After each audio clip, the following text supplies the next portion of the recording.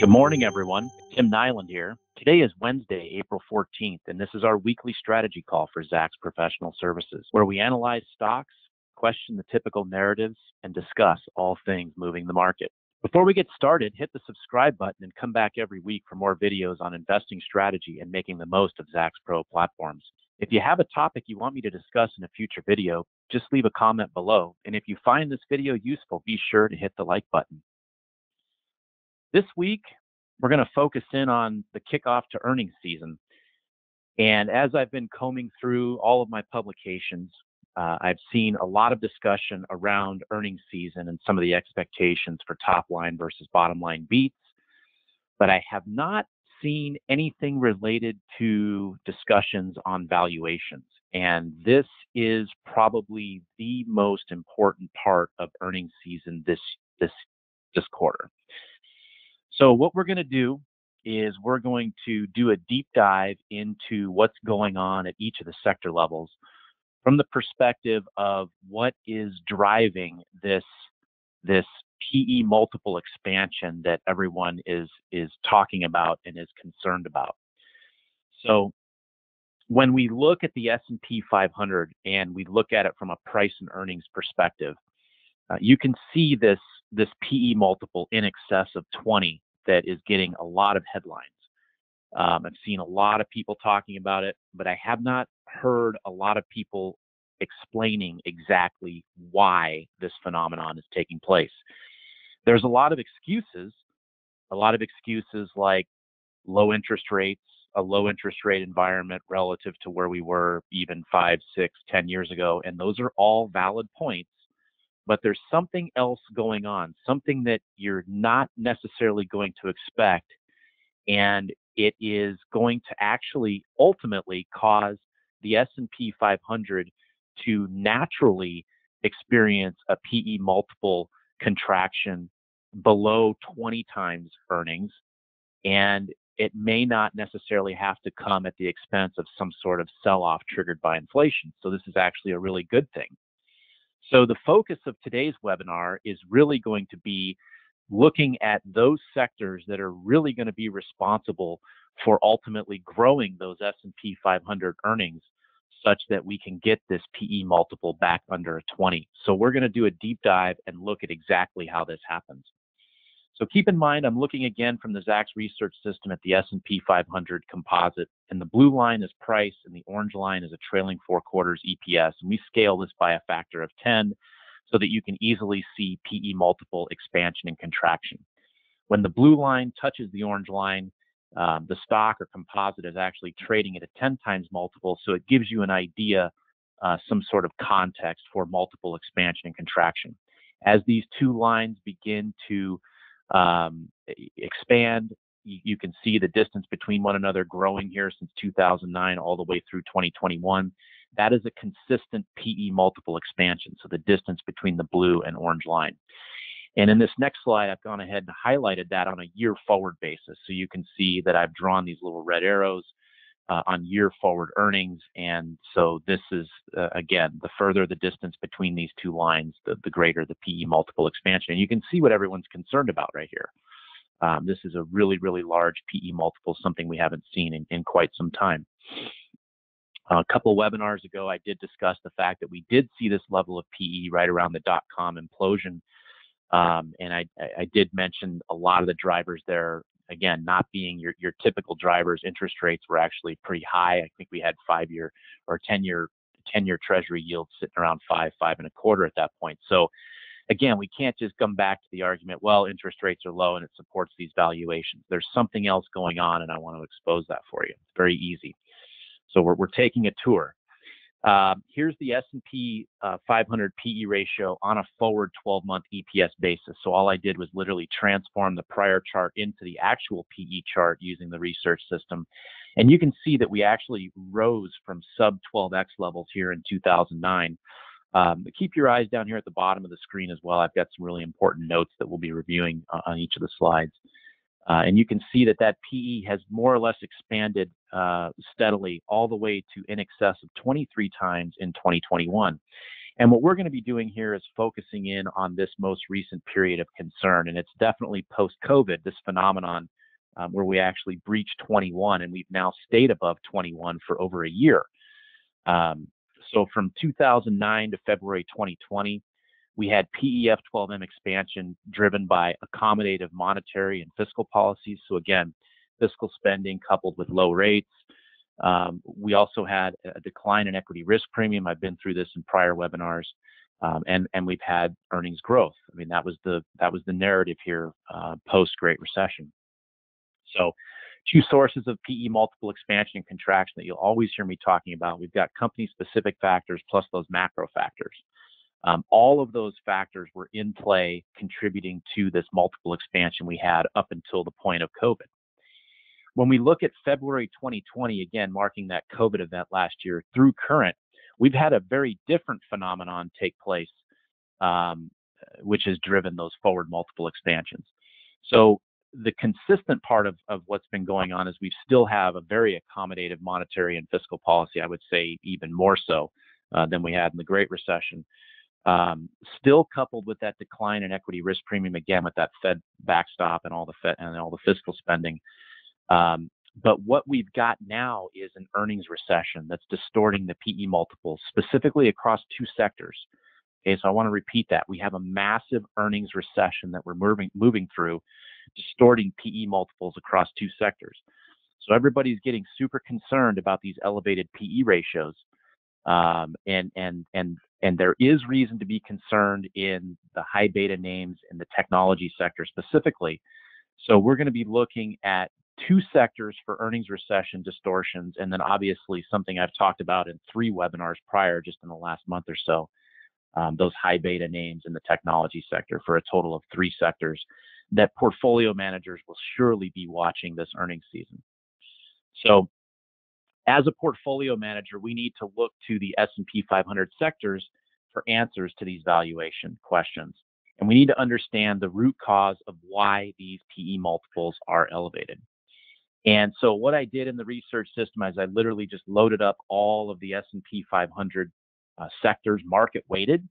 And this is really easy to do with just a right mouse click in the symbol monitor. You can literally load up any of the Russell 1, 2, 3, any of the S&P 4, 5, 6, even the 1500, and do this type of analysis at the sector level. And what I want you to see here is that the utility sector, right, is not contributing to elevated PE multiples. So I've got the S&P 500 utilities composite market weighted plotted against the S&P 500 market composite market weighted. So this is the market itself. And you can see the S&P 500 PE trading at roughly around a 23 multiple. SP5 utilities sitting around 19.2. Okay, so definitely not a contributor. If anything, it's actually helping to keep that multiple down. Same thing with telecom, right? This is something that may surprise you. The likes of Google and Facebook, the predominant players in telecom, it's about fair value with the S&P 500. Okay, so not contributing much to that really elevated level.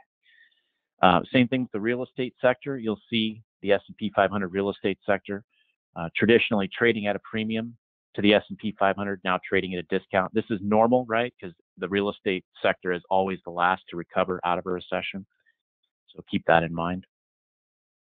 The S&P 500 information technology sector, we've discussed this in prior webinars, 3 to be specific.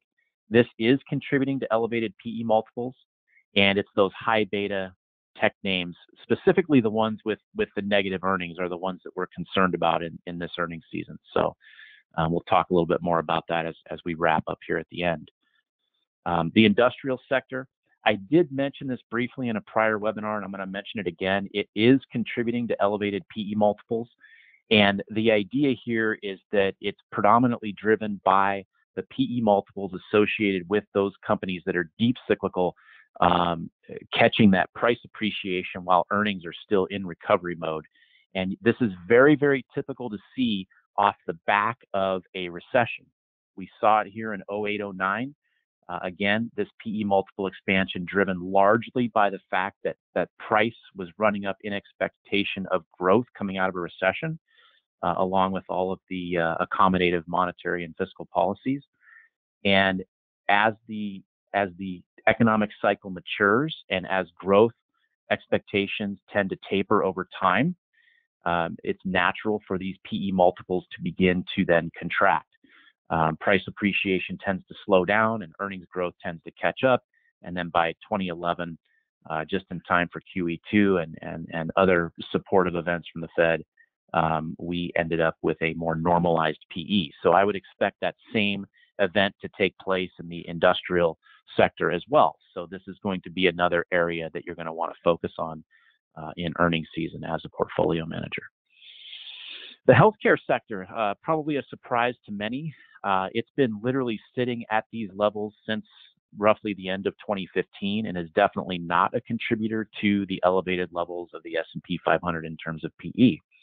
The financial sector is literally right on par with its performance as it always has been. Here you can see its run up here after the Great Recession, and it's on the top side of its bound, but it's well within reason and certainly not contributing to those elevated levels of the S&P 500. Can say the same with the energy sector on a year forward basis. Now we've had some catch up here in earnings, bringing those multiples down. You can see our chart scaling rules clip here at 0 and 100. And we're sitting now at more normalized levels, actually below the S&P 500. So actually energy, not a contributor to that tremendous multiple expansion. Same thing with staples, right? Normally, the staples sector trades at a premium. And this is one of the reasons why we're experiencing a little bit of a lag in the earnings certain portfolio as of late, is that they're just not catching that valuation premium relative to what's going on in the S&P 500. But as you can see, that will revert over time, and the staples will again reign supreme after we get what is expected to be an earnings catch-up in the S&P 500, which will ultimately bring this PE ratio back down as those growth expectations begin to taper as we move through the business cycle. So the consumer staple sector obviously not contributing to those elevated PE multiples that we're seeing. And that brings us to the focal point of today's webinar, which is the main sector that is contributing to the rise in this S&P 500 PE, and that we really need to pay close attention to. There's really no one talking about this, not on CNBC, not in the journal, and this is something that I want you to pay particular attention to for many reasons. You can see that the consumer discretionary market-weighted composite relative to the market, we're trading, I'm not going to say it's a 2x, it's probably closer to a 1.5 or 1.75 times the S&P 500. Keep in mind, we do have the likes of Tesla and Amazon in this group, and I'm going to go through a full composite analysis and actually normalize and remove that cap bias for you so you can see what this whole thing looks like. But you can see we've got trouble potentially in this particular sector. So this is where our eyes really need to be during earnings season this quarter. And the interesting thing is when you're looking at charts, and I don't care if you're using Bloomberg, FactSet, if you're using the Zacks research system or any other service, if you're looking at a price chart relative to earnings chart, this is very difficult to see, right? Because the top chart up here is the S&P 500 consumer discretionary sector, and the bottom chart is the S&P 500. And they look darn near the same. So you really need to lift the hood and look at the membership of the consumer discretionary sector to see the extent of this deep cyclical valuation distortion that's taking place, that's contributing to this in the market. So what I'm going to do now is I'm going to just do a quick Alt-Tab on my keyboard and move over to the research system. Before I do that, I did want to mention to everyone that a copy of this slide deck is available to anyone who requests it. And I also am going to make available a spreadsheet of the 19 stocks and the stock names. We're going to go through a couple of them in the research system. I'm not going to hit all of them, but I want to show you what you are looking for with these names and why these names are such large contributors to this distortion in PE multiple that everybody seems to be concerned about. I am not as concerned about it. I think that a lot of the talk about the S&P 500 sitting, above 20, I think over time this is going to mitigate, and you're going to see exactly why here in a minute. So I'm going to go ahead and Alt-Tab over to the research system now. And what I did is I actually created a composite of the 19 stocks. There are 19 stocks that are deep cyclical names within the consumer discretionary sector that we've got to pay attention to.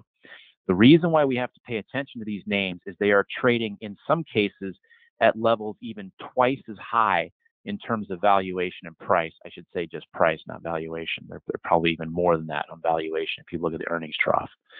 But you can see here pre-COVID level pricing, extreme, and relative to the earnings drop that we had, and then we've had this massive recovery. And again, we are now just sitting at the bottom of a trough. So if you're looking to do a PE ratio calculation, you've not only got a massive increase in your numerator, but your denominator has basically fallen through the roof, or the floor, I should say.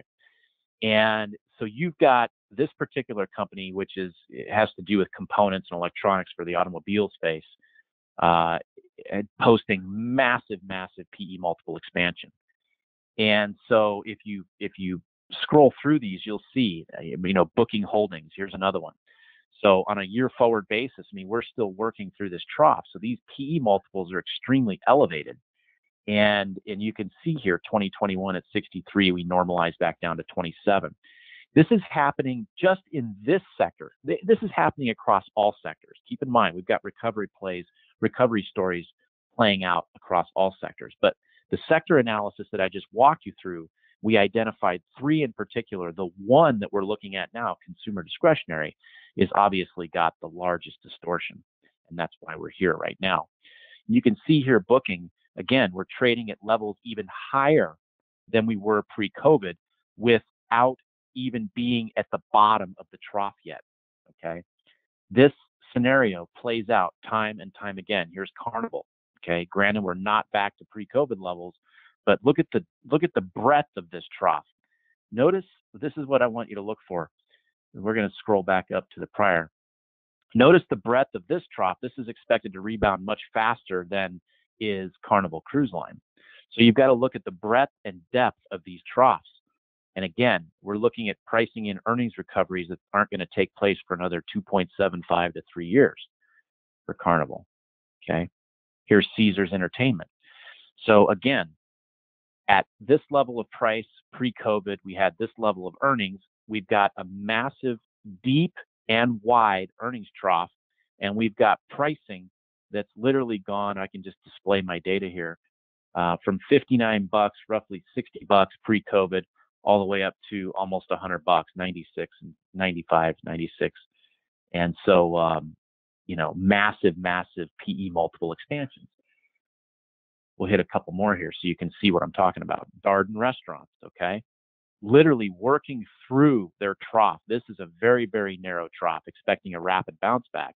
But again, trading at a price that is well in excess of pre-COVID levels. So we're expecting some sort of sustainable, supportable event here to take place in terms of a recovery.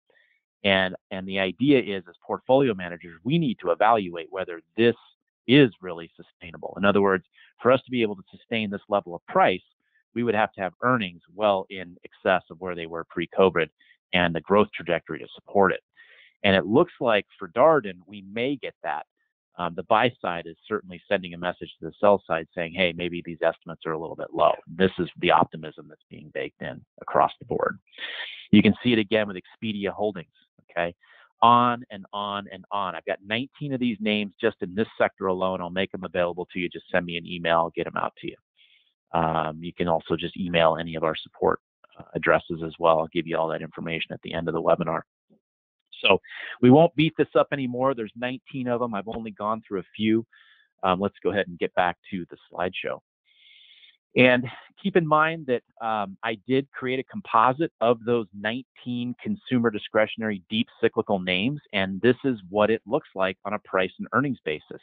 So everything that I've showed you with those first few members, if you compositize all 19 of them into a market-weighted composite, you can see where the trouble lies in this S&P 500 multiple expansion that everybody's concerned about. The idea is we've got a huge multiple expansion on an increase in price coupled with an earnings trough, okay? The numerator increasing, the denominator falling through the floor, leading to a tremendous multiple expansion. The other thing I want you to see here is that this recovery is not expected to take place in aggregate for these 19 names for another 2.75 years. The end of 2023, we will finally just be getting back to pre-COVID levels, yet the price is already there. So is this a leap of faith? Time's going to tell. That's the bet, right? So if you've seen any of my webinars in the past, you'll know that I love to draw little trend lines and notes. So I've done that here for you so you can see it. You're looking at the top pre-COVID price.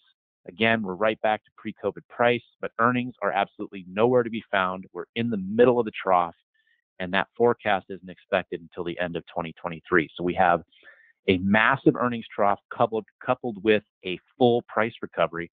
And if you just divide the price by the earnings, again, numerator really high, denominator through the floor, you get this extreme PE multiple as the result. So the 19 stocks that are the deep cyclical stocks are currently trading at a PE that breaks my scaling in my PE F12M chart in the research system. This happens from time to time.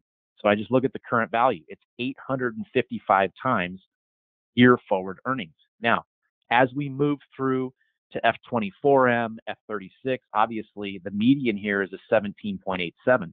As those earnings begin to recover, this PE multiple will be reined in, as will the PE for the entire S&P 500 be reined in, because we've got these deep cyclical stocks across all sectors that are still recovering in earnings. So this particular chart shows you that the recessionary earnings trough coupled with a full recovery in price that we saw in the prior slide, right? Here's the recessionary earnings trough. Here's your full recovery in price for these 19 names in aggregate, which represent a huge percentage of the weight of the consumer discretionary sector itself. These are the main drivers of this particular PE multiple expansion in the consumer discretionary space. And keep in mind, we've got this taking place across all sectors, okay? So this is what an equal weighted composite representation looks like. So now what I'm going to do is I'm going to walk you through what happens when we remove those 19 deep cyclicals from the S&P 500 to see if we can get a normalized PE out of the remaining sector. And so the idea is we have to do this on an equal weighted basis, because if you take the entire consumer discretionary sector and you strip out 19 deep cyclical names, right? Tesla has a massive market cap in the in the consumer discretionary sector. It's not a deep cyclical, it's a hyper growth name. I didn't strip that out. Tesla is not one of the 19 deep cyclical names. They have a massive PE, as does Amazon, right? Who's also a growth stock. So in order to minimize the impact of those two companies' extreme PEs on the consumer discretionary sector, once we've stripped out 19 of the names, we need to equal weight the composite. If we don't, the consumer discretionary sector ends up looking like Tesla and Amazon. Okay, so this is how we use composites to do this type of strategy work. Okay, so in preparation for that, what I'm showing you here is a PE F12M of the equal weighted deep cyclical names, those 19 names, relative to an equal weighted S&P 500 composite. So if we take a few steps back, this was market weighted. Here's your discretionary sector, 19 deep cyclical names. We went ahead and looked at the PE of those 19 deep cyclical names from a market weighted perspective, exactly the way the S&P 500 would more or less calculate it. And now we're going to strip out those names from the consumer discretionary sector, those 19 deep cyclical names. In preparation for doing that, we're going to make this an equal weight. Then you can see that once we equal weight it, we come down to a forward PE of 66.26%. Okay. So obviously the market cap of the mega cap names themselves adding additional distortion for us with much, much more extreme PEs, because once we remove that market cap bias, the PE multiple comes way down. Okay, so 66.26 still extreme relative to an equal weighted S&P 5 of 2439.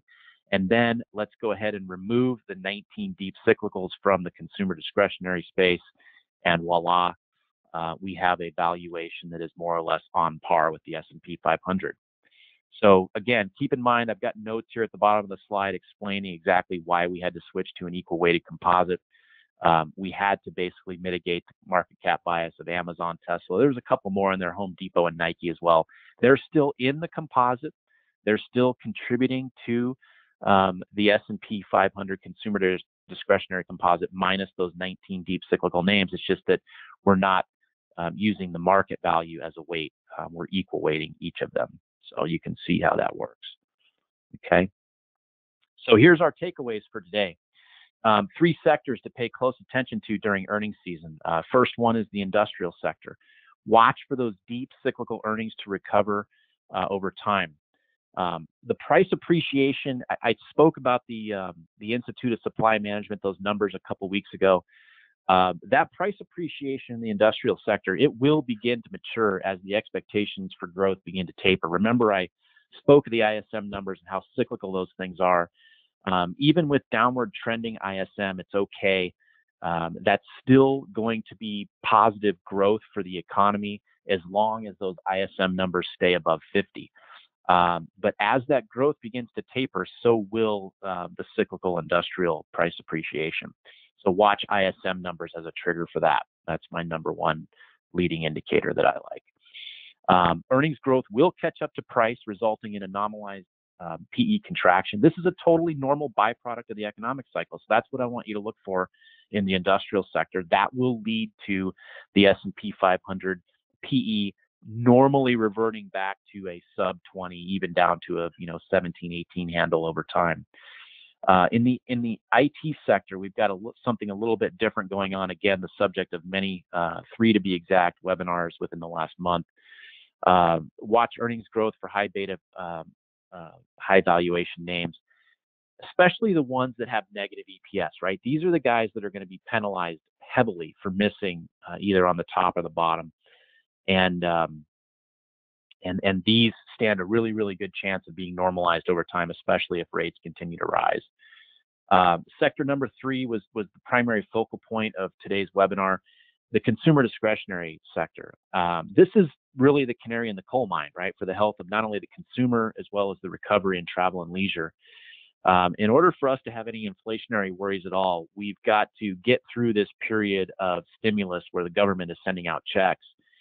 And we need to see if some of this savings on the personal level is unleashed, as well as the business spending as well.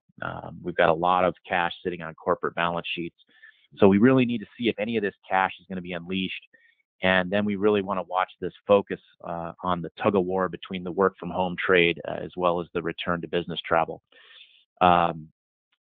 As you well know, again, prior webinars, I've talked about what's going on with the valuations for travel and entertainment. Those are largely the names in the consumer discretionary sector. When I send you that spreadsheet of 19 deep cyclical names, you'll see Wynn Resorts is in there, MGM, they're all there. And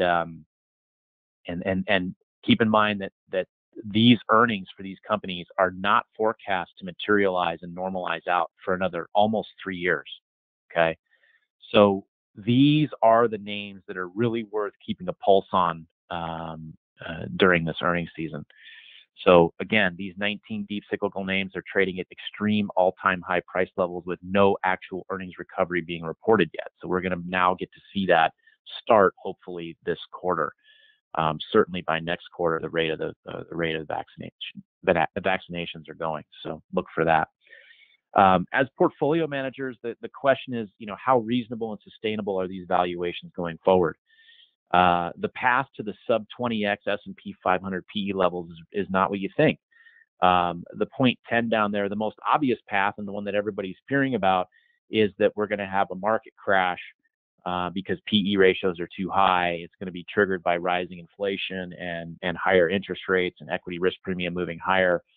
And that contraction would be caused by a price decline. Well, I mean, look, I would not exclude a correction at some point over the summer. I think that we're probably going to have a sizable correction, but I don't think that's going to be the path that leads us to sub 20x PEs long term. I think that any correction would be bought. And I think that the path to sub 20x PEs is in point number 9. And this is what I really want you to pay attention to.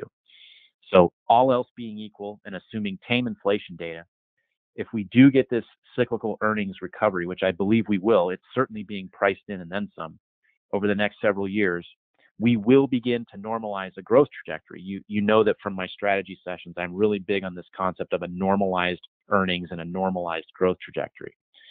When this happens, S&P, the PE valuations themselves will get back below the 20x range. This is going to happen at the hands of that earnings recovery that I've been talking about, right? As that common denominator in the PE ratio begins to rise, we're ultimately going to get a contraction in the PE, and this will be a really good thing. This is going to happen to the point where the PEs, the valuations of these companies may actually even appear cheap relative to growth and interest rates. If we can keep inflation tame, we may end up getting some a really nice tailwind out of this. So this is the scenario that is currently being priced into the market, and this is why everyone is so rosy about the future. So anyway, I hope that this cleared up many concerns that you had regarding the PE ratio levels of the S&P 500. Again, I don't think they're extreme for the reasons that I've outlined here below today, and I think that there's a lot to be excited about for the future. Keep your eyes on inflation. And during this earnings season, keep your eyes on the industrial sector, the information technology sector, and the consumer discretionary sector. And obviously, keep watching my weekly strategy webinars. So that's about it for this week.